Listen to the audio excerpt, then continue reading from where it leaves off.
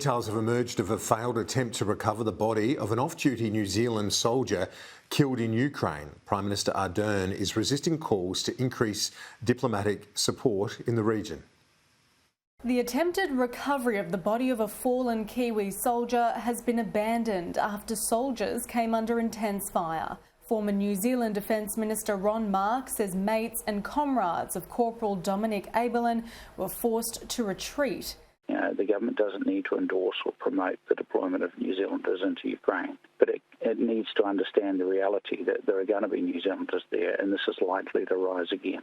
Dominic Ardern was off duty when he was killed in Ukraine. He was on leave without pay from the New Zealand Defence Force, believed to have travelled to Ukraine with the Foreign Legion. The NZDF has strongly discouraged servicemen and women from taking up arms in the region, as there is no consular support. The Prime Minister has admitted it's not possible to know exactly how many New Zealanders are in Ukraine. No, it's not. I mean, we're reliant on two things. Firstly, New Zealanders who are in Ukraine registering with Safe Travel. Last week, the update I had was that we had 6 in total who had registered with Safe Travel. An increase from 2 registered travellers just 1 week ago. The former Defence Minister, who has spent time in the war zone, says interest is growing among volunteers.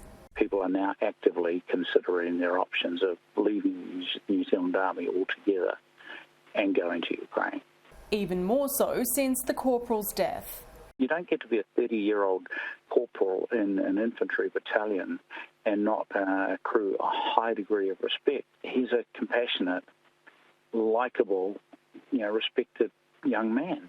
The former Defence Minister is calling for more diplomatic support in Ukraine to increase New Zealand's presence on the ground. He's asking for an embassy in Kiev to mirror that in Moscow.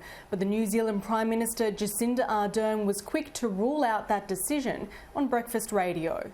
The idea that we would open an embassy in order to facilitate and support the travel of New Zealanders to fight is not something that we are considering or will consider in the future.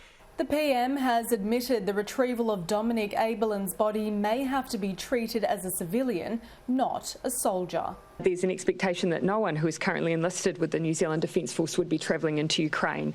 So New Zealand Defence Force are looking at whether or not they've got the appropriate questions when someone is identifying that they're looking to take leave.